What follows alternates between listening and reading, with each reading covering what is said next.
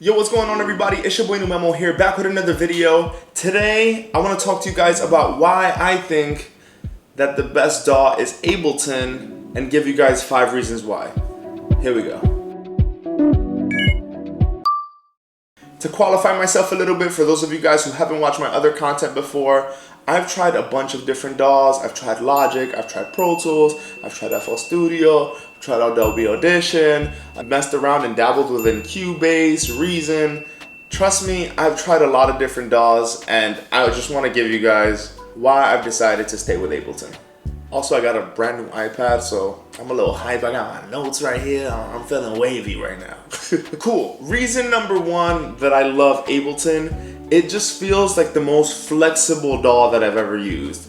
And what I mean by flexible, it just feels like it was created for you to be able to do a lot of different things in the music production realm with it. So for some other DAWs that I've used, they feel like they've been designed to make beats really well. Some other DAWs are really well designed for mixing and mastering. Some are really well designed for tracking. Some are really well designed for performance.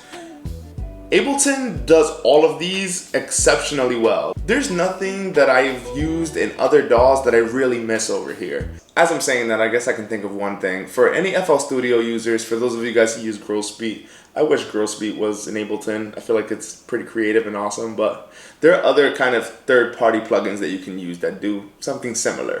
But otherwise, Ableton really has everything you need. And for, like I said, for recording, for mixing, mastering, for making beats, it just feels like Ableton can do all of those really, really well. Like, there's never been a moment in where I feel like I need to switch to another DAW for any particular thing I need to get done. Everything I can just get done really well within Ableton. The second thing that I really love about Ableton is the native effects, the native instruments that they have, the native plugins. Not native instruments like the Native Instruments brand, I mean like the instruments that are native to Ableton. Ableton has created these instruments that make it really easy to, use samples or drop sounds in there and manipulate them and change their key and just kind of mess with stuff and get really, really creative. The tools that come packaged within Ableton are really awesome and make it really simple for you to do things that for some reason in other DAWs just was a lot more difficult, like setting up drum racks and sampling and I don't know, just a lot of little things. I think I can make a whole video about just like my favorite tools. Like, drop a comment if you guys would be interested in me kind of doing a deep dive and just showing you guys some of my favorite Ableton plugins and instruments that are like that come packaged within Ableton. Okay, so the third thing is probably the thing that makes Ableton the most different when comparing it to other DAWs, and it's that it has this thing called Session View. Session View is a whole nother different way of playing and creating music. I think everyone is very used to Arrangement View. So Arrangement View is simply just like the way that all the other DAWs are set up. So if you look at the way Pro Tools is set up, Logic is set up, GarageBand, it's just like you record tracks like literally from left to right. So for Session View, you record these clips onto this session and you can trigger clips for performance purposes and such. You can also create music this way, which feels a lot different than Arrangement View, and because it feels different, it might trigger you to be creative in a way that you might not typically be. So that's something that I like to do sometimes. Instead of like starting a song in the usual way like that I would with Arrangement View, like I'll start on Clip View and see where it takes, see up to where I can get in the production of the record before I have to switch to Arrangement View. For those of you guys not familiar with Clip View, here's what it looks like. Each one of those little colorful icons is a different clip, so it's a different like sample or a piece of MIDI or recorded vocal or recorded instrument that you can trigger.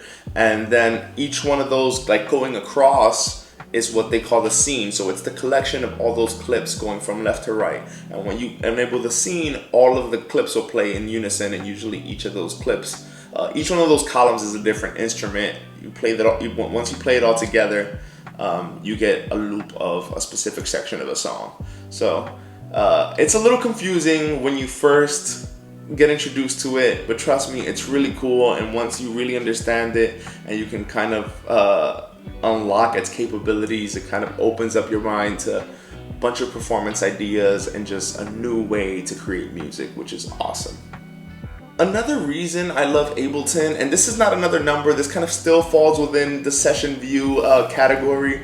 I love Ableton because of what you can do with MIDI controllers. So talking about the Launchpad, I'm talking about Ableton Push, I'm talking about the APC40, which is what I mainly use to do my performances.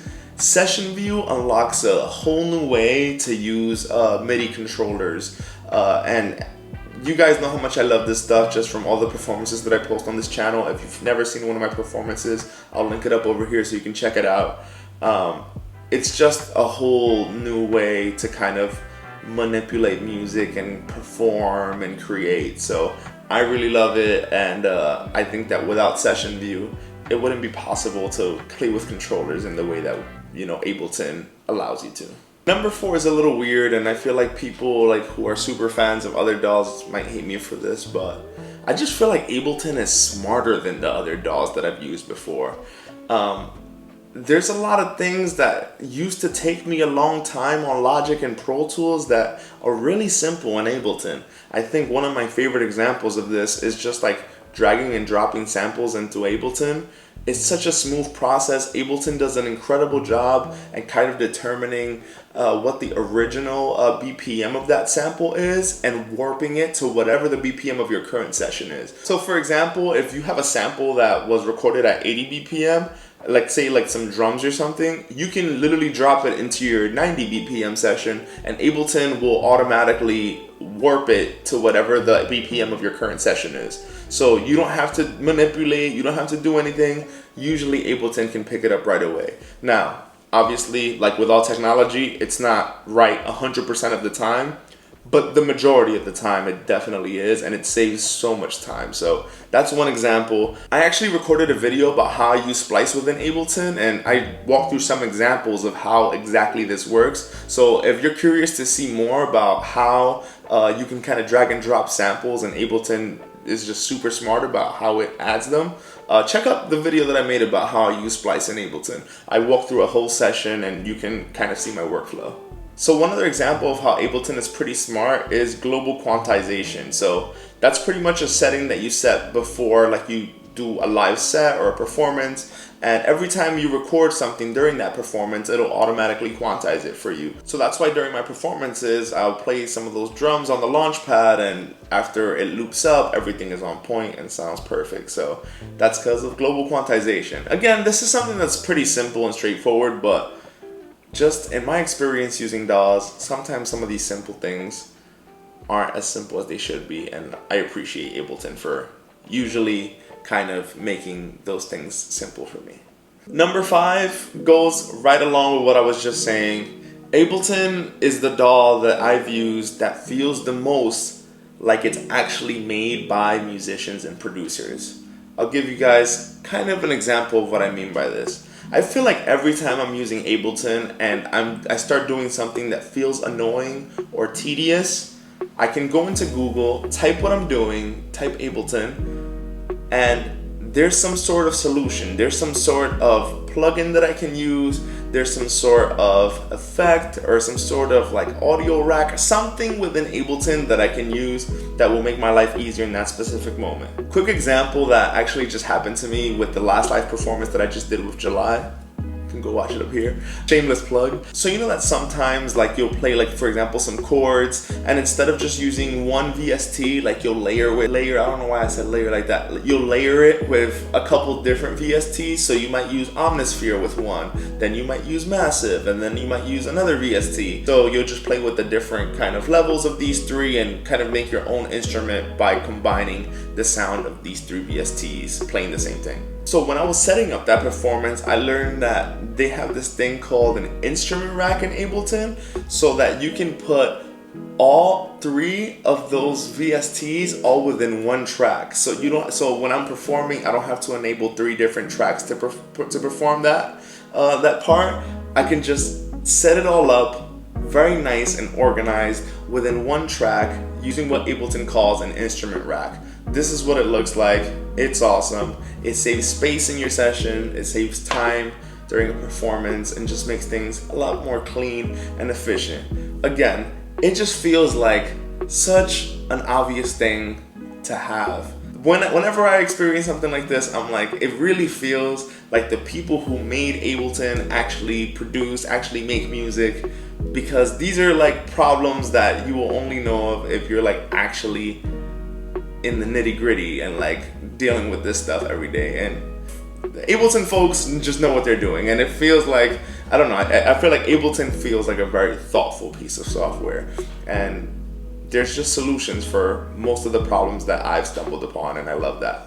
I know I was only gonna get 5 perks, but I'll give you guys a quick 5th one. For collaboration purposes, I also love that Ableton is both available on Windows and Mac. The last DAW that I used before Ableton was Logic, so obviously I couldn't do that. I also know back in the day, FL Studio was only available on Windows, now it's available on Mac, so I don't know, I've just always struggled with kind of having DAWs that were only available either on Mac or only on Windows, and it's nice to finally be using a DAW where that's not an issue. Like, it's available on Windows, available on Mac, and it makes collaborating easier, so people can just send me sessions and vice versa.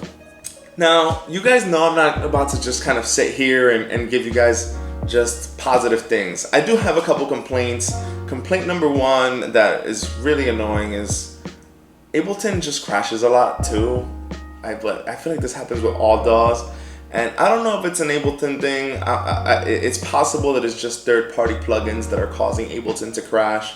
It's likely the case, but it's just annoying. And yeah, I mean, at least Ableton has a pretty decent autosave where it's like I can usually go back and, you know, pull up my session. I've never like lost anything crazy on Ableton because the autosave is pretty good, but just the crashes are really annoying. Second thing that's really annoying with Ableton as well is that every time they create a new version, like they create an upgrade. So for example, Ableton 11 just came out, I don't know, late last year or something like that. You have to pay in order to make that upgrade, and it's pretty expensive. So like I said, the last DAW that I used before I moved to Ableton was Logic, and all the upgrades on Logic were free. So I'm just a little spoiled from that. I guess I can't be that mad at them wanting to charge when they're making updates and upgrades. It's just Apple has spoiled us with the free Logic updates and stuff. But those are the complaints that I have in my mind for now. Otherwise, yeah, I recommend Ableton. Ableton is awesome. I want to make more videos about Ableton. If there's anything I talked about in this video that you guys want me to talk a little bit more about, maybe make a more dedicated video about, hit me in the comments, let me know. And yeah, I'm looking forward to kind of diving a little deeper into some of these things. Hope you guys are happy now. I know that people were mad at me because the last time I made the DAW video, I didn't give a specific recommendation. You have it now. I like Ableton. If you're not already using a DAW and you want to try Ableton, I don't think you'll be disappointed. So go ahead. And yeah, thank you guys for watching. Appreciate you all. Always remember, create with what you have. You don't need much. Peace out, guys. Much love.